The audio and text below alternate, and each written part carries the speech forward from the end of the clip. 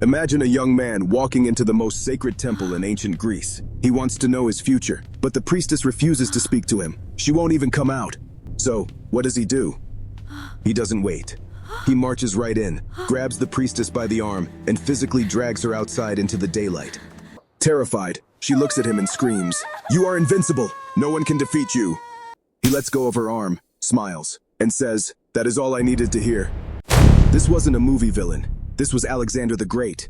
And with those words, he was about to launch the most insane military campaign in human history. To understand just how crazy his plan was, we have to go back to the year 336 BC. Alexander's father, King Philip, had built a powerful army, but out of nowhere, the king was stabbed to death by his own bodyguard. Just like that, Alexander was crowned king. He was only 20 years old. Suddenly, he was surrounded by rivals and rebellious cities. Everyone thought this young, inexperienced kid would be easy to crush. They thought the kingdom would fall apart. They were dead wrong. Alexander didn't just survive, he completely destroyed anyone who challenged him at home. But ruling his own backyard wasn't enough. He wanted to finish what his father started. He looked across the water at the Persian Empire. Back then, Persia was the ultimate global superpower. It was a massive machine that stretched from modern-day Turkey all the way to Egypt and the borders of India. They had endless wealth and hundreds of thousands of soldiers. Alexander had a fraction of that. He was bringing just over 40,000 men to a fight against an empire that could swallow them whole. It was a true underdog story. But Alexander had a secret weapon. He had a highly trained army with extra-long spears that could slice through enemy lines. A totally fearless mindset, and the absolute belief that he was a living god. He packed up his men, crossed the sea into enemy territory, and set his sights on the most powerful man on Earth. He wasn't just looking for a battle, he was looking to take the world. As Alexander marched deeper into enemy territory, he came across a famous puzzle in a city called Gordium. It was a giant, impossibly tangled knot tied to a cart. The local legend said that whoever could untie this knot would become the ruler of all Asia. For years, brilliant men had tried and failed. Alexander didn't waste time trying to figure it out. He just pulled out his sword and chopped the knot in half. It was a bold statement. Alexander didn't play by the old rules. He made his own. And soon, he would force the Persian Empire to play by them too.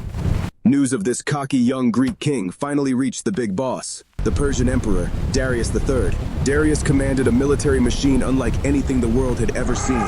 He decided he had to crush this Greek kid himself. Darius gathered a massive army and marched out to meet Alexander, but Darius made a fatal mistake. They met at a place called Issus. It was a narrow strip of land trapped between the mountains and the sea.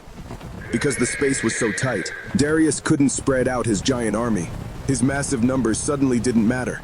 It was a bottleneck, and Alexander knew exactly how to use it.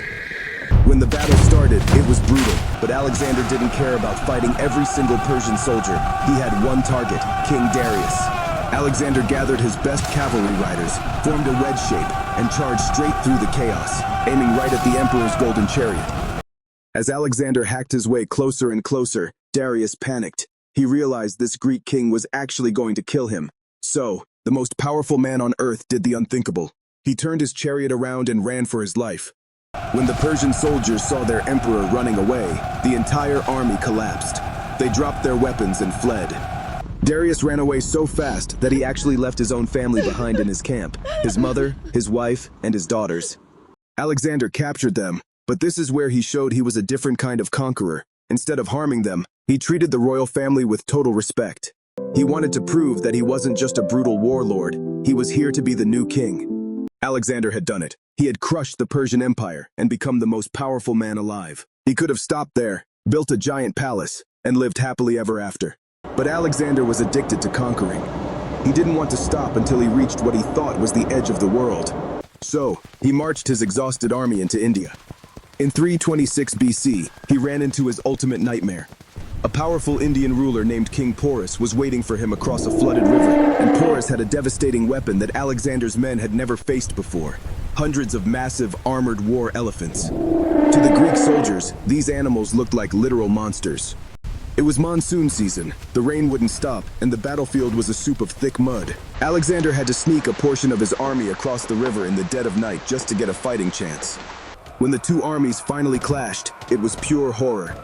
The giant elephants ripped through the Greek lines, but Alexander's battle-hardened veterans held their ground. They started aiming for the elephants' eyes and the men riding them. The giant animals panicked, turning around and trampling their own troops.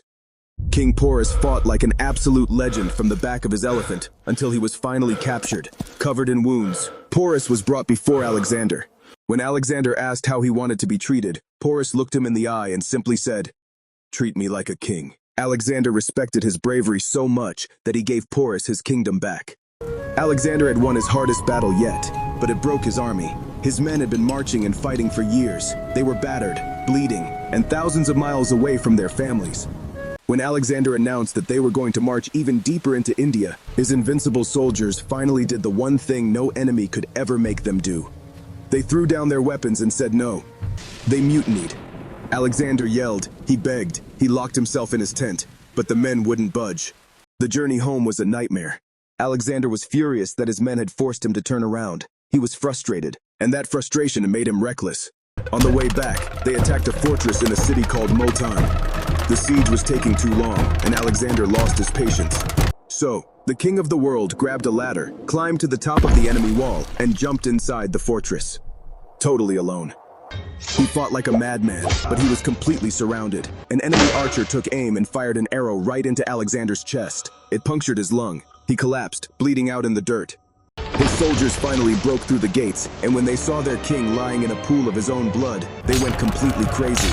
They destroyed the entire city in a blind rage. Miraculously, Alexander survived the wound, but his body was never the same again. By the time he reached the city of Babylon in 323 BC, the invincible conqueror was just a shadow of himself. He was only 32 years old, but his body was completely broken from years of brutal warfare, heavy drinking, and extreme stress. Suddenly, he fell sick with a terrible fever. For days, he couldn't move. He couldn't speak. Even today, his death is one of history's greatest mysteries. Was he poisoned by his own generals? Did he catch malaria? Or did his body just finally give up? We may never know. As he lay dying, his generals asked him who should inherit his massive empire. Alexander supposedly whispered his final words, "To the strongest." It was a recipe for disaster. The moment he died, his generals turned on each other. The greatest empire the world had ever seen was instantly torn to pieces by civil war. Alexander's empire crumbled like a house of cards, but his legend never died. In just 12 years, a 20-year-old kid from a tiny kingdom proved that the impossible could be conquered. He became the ultimate blueprint for power. Every great general in history, from Julius Caesar to Napoleon, wanted to be him. He didn't just change the map, he changed the world forever. If you want to hear more insane true stories from history, hit that subscribe button and leave a comment below telling us who we should cover next.